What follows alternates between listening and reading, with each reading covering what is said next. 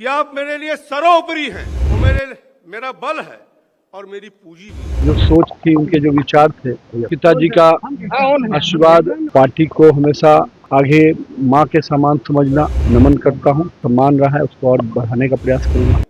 आपके लिए मैं लड़ूंगा, अड़ूंगा और लड़ूंगा भी। दोस्तों, उत्तर प्रदेश 2022 प्रचंड बहुमत सरकार का नवीनीकरण या रिपीट हुई, पर 2024 का लोकसभा चुनाव आंकड़े 300 के पार नहीं बल्कि 240, और उत्तर प्रदेश में स्थितियां 14, 19, 17 और 22 के जैसी नहीं रही।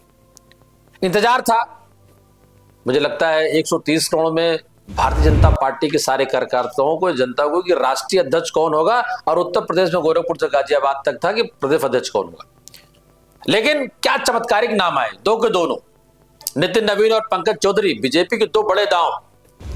2027 से 2029 की सियासत कैसे बदलने वाली है, गहराई से समझते हैं। राजनीति की वो चालें वो भारतीय लोकतंत्र का भविष्य तय करेंगी।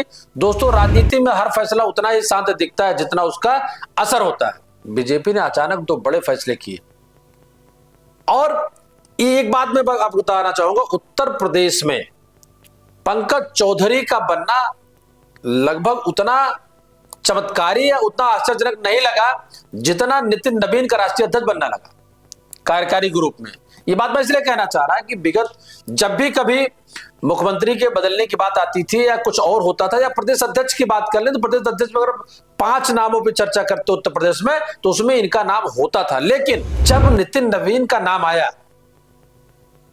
तो 5 नाम छोड़िए, टॉप 20 छोड़िए, मुझे तो नहीं लगता कि भारतीय जनता पार्टी के वरिष्ठ कार्यकर्ता या वरिष्ठ लोगों का, या दुनिया के या हिंदुस्तान के किसी भी पत्रकार या किसी भी एनालिस्ट के दिमाग में ये नाम रहा होगा कि ये भी कार्यकारी अध्यक्ष हो सकते हैं। लेकिन इन दोनों फैसलों ने 2027 और 2029 और उससे भी आगे की भारतीय राजनीति की एक नई पटकथा लिख दी। मतलब एक बात मैं कहना चाहूंगा कि जेनसेट या जनरेशन का बदलाव भारतीय जनता पार्टी यूं ही किसी चीज का वो नहीं करती, उसके बड़े दूरगामी परिणाम होते हैं। चर्चा तो तब हुई थी जब मुख्यमंत्री का बदलाव हुआ, मध्य प्रदेश में बदलाव हुआ, राजस्थान में, हरियाणा में। लेकिन ये तो वो लोग राजनीतिक लोग थे जो विधायक थे, चुनाव जीत के आते थे, मंत्री हुआ करते थे, इनको मुख्यमंत्री बना दिया। लेकिन ये कोई बहुत चमत्कारी बातें नहीं। पर केंद्र में राज्य वित्त मंत्री पंकज चौधरी बनते हैं प्रदेश के अध्यक्ष उत्तर प्रदेश में, और बिहार राज्य में मंत्री वो बनते हैं राष्ट्रीय अध्यक्ष भारतीय जनता पार्टी कार्यकारी केंद्र में।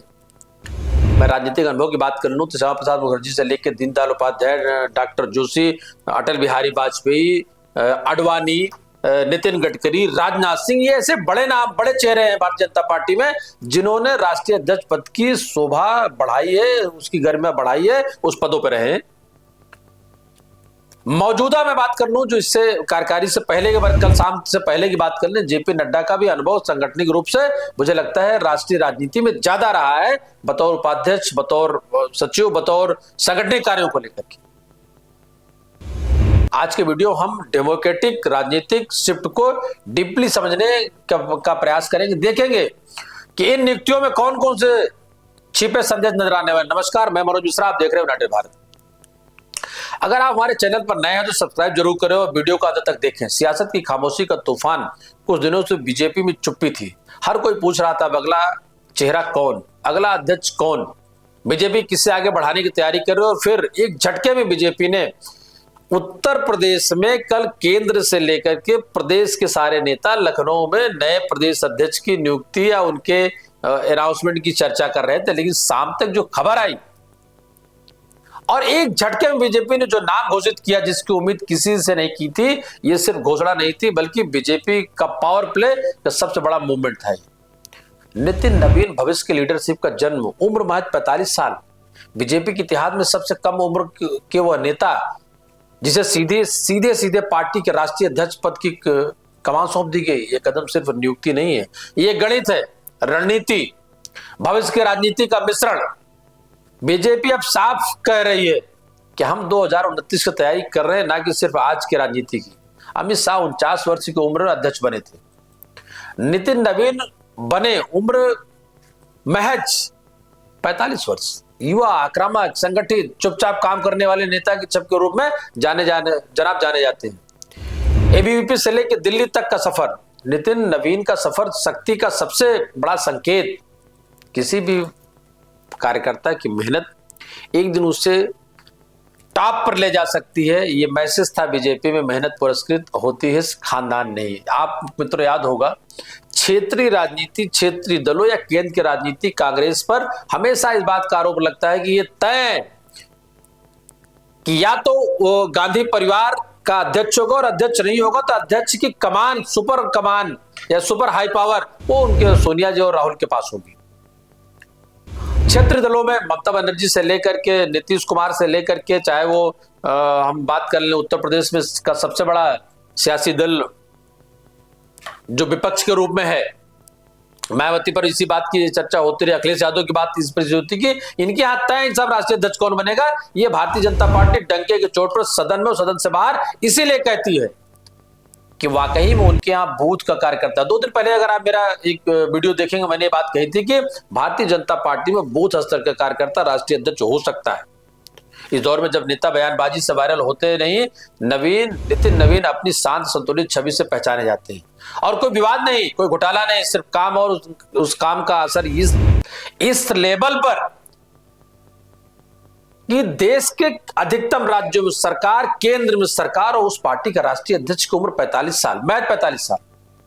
क्या ये कायस्थ वोट बैंक को बड़ा संदेश देने की कोशिश बीजेपी का कोर बौद्धिक वोटर कायस्थ समाज बिहार, यूपी, बंगाल तीनों में यह तब का निर्णायक नितिन नवीन का चयन साफ संकेत है बीजेपी को अपने बौद्धिक वोटर को और मजबूत करना है। छत्तीसगढ़ की जीत, बिहार में सड़क निर्माण मंत्रालय में आक्रामक काम, बांकीपुर सीट की लगातार रक्षा, साथियों ये योग्यता का सीधा प्रमाण है। अब बात करते हैं यूपी में पावर शिफ्ट की, यानी कि पंकज चौधरी की ताजपोशी को लेकर देश का सबसे बड़ा सूबा, यहां बीजेपी की सबसे बड़ी चाल। पंकज चौधरी को यूपी बीजेपी का अध्यक्ष बनाया गया। यह केवल एक कार्यक्रम नहीं था दोस्तों, यह यूपी बीजेपी के नए अध्याय की एक शुरुआत है। आइए जानते हैं कौन है पंकज चौधरी। 7 बार के सांसद, 2 बार के केंद्रीय राज्य मंत्री, कुर्मी समाज का एक बड़ा चेहरा, 35 साल का राजनीतिक अनुभव, हर दौर में बीजेपी के प्रतिष्ठा। आखिर पंकज चौधरी क्यों चुने गए? इतने बड़े सूबे के नाम के लिए राजनीति में और बहुत सारे इस पाइपलाइन में तो उत्तर प्रदेश के 2027 की लड़ाई सीधे ओबीसी यानी पीडीए रणनीति पर टिकने वाली हो सकती है। और कुर्मी समाज जो पूर्वांचल की राजनीति में किंग मेकर माना जाता रहा, उन्हें सिर्फ कोई नेता नहीं चाहिए बल्कि एक ऐसा चेहरा चाहिए, एक ऐसा नेता चाहिए जो संगठन, जमीन, शक्ति और तीनों का मजबूती से प्रतीक हो। आइए पंकज चौधरी के पार्षद से ताकतवर मंत्री बनने के साथ उत्तर प्रदेश का प्रदेश अध्यक्ष बनने का जो एक दिलचस्प सफर रहा दोस्तों। 1989 में गोरखपुर नगर निगम के पार्षद बनते हैं। 27 साल की उम्र पहली बार सांसद के तौर पर जीते, फिर लगातार जीते और राजनीति में उन्हें कोई डिगा नहीं सका। जब महाराजगंज जिला बना, जिला पंचायत की कुर्सी पर उनकी पकड़ उनके परिवार की पकड़ रही। पंकज चौधरी की 2 दशक से अधिक से सत्ता, चाहे सपा की रही हो या बसपा की, छत्र छाया उन्हीं की थी। यूपी और दिल्ली यानी 2027 और 2029 की तैयारी, नितिन नवीन प्लस पंकज चौधरी, ये कॉम्बिनेशन सिर्फ नियुक्ति नहीं है, बीजेपी की एक मास्टर स्ट्रोक की स्ट्रेटजी। क्या है? बड़ा राजनीतिक संकेत है। बिहार में कायस्थ चेहरे को राष्ट्रीय स्तर पर उभारना, यूपी में कुर्मी चेहरे को कमान देना, युवा और ओबीसी दोनों को साथ जोड़ना, 2027 की यूपी लड़ाई को सशक्त बनाना, 2029 के राष्ट्रीय राजनीतिक जो नींव रखी है, इन दोनों नियुक्तियों ने यह साबित कर दिया है कि बीजेपी पीढ़ी परिवर्तन की सबसे बड़ी शुरुआत कर चुकी है।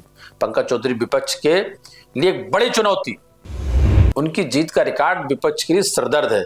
सिरदर्द की बात मैं इसलिए कर रहा हूं कि लोग राहत रू तेल की लगातार जिक्र कर रहे हैं और राहत रू तेल के मालिक भी हैं, व्यवसायी भी और सफल व्यवसायी।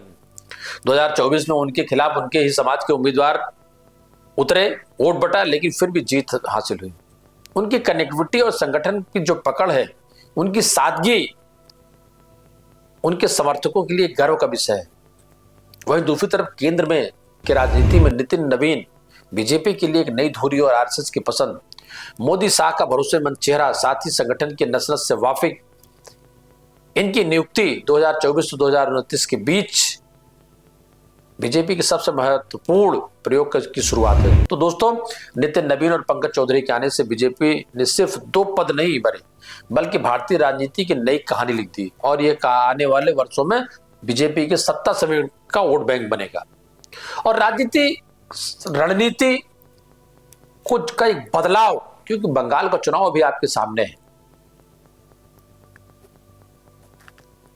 विगत 6 महीने का, विगत 1 साल का, विगत 2 माह का जो पूरे देश में एक समीक्षा चल रही थी, एक चर्चा चल रही थी, प्रदेश अध्यक्ष से लेकर के राष्ट्रीय अध्यक्ष को लेकर के, उस पर किस झटके में कितने समय में भारतीय जनता पार्टी, कम समय में भारतीय जनता पार्टी के शीर्ष नेतृत्व जो विराम दिया, मुझे लगता है अन्य पार्टियों को अभी भी भारतीय जनता पार्टी से बहुत सारे निर्णय के बारे में सोचना पड़ेगा, क्योंकि गिने चुने 4, 5, 6 नाम होते हैं जिन पर ही कहीं ना कहीं दांव लगाया जाता है। मैंने इसीलिए शुरुआत में एक बात कही थी, मोहन यादव से लेकर के मैं छत्तीसगढ़, मध्य प्रदेश, राजस्थान, हरियाणा और अब दोनों प्रदेश, मतलब एक देश के दूसरे प्रदेश के संगठन की कमान जिस तरीके से नेतृत्व, केंद्रीय नेतृत्व सौंपी है, निर्णय लिया है और बिना किसी विवाद के, बिना किसी चू चपाड़ के। दोस्तों, आप देखते रहे यूनाइटेड भारत। मैं मनोज मिश्रा। राजनीति के साथ साथ देश की समसामयिक त्वरित खबरों के लिए और उसकी ईमानदारी समीक्षा करने के लिए हमारी टीम पूरी तरह लगी है, पर आपका सहयोग अति आवश्यक है, प्रार्थनीय है। नमस्कार, धन्यवाद।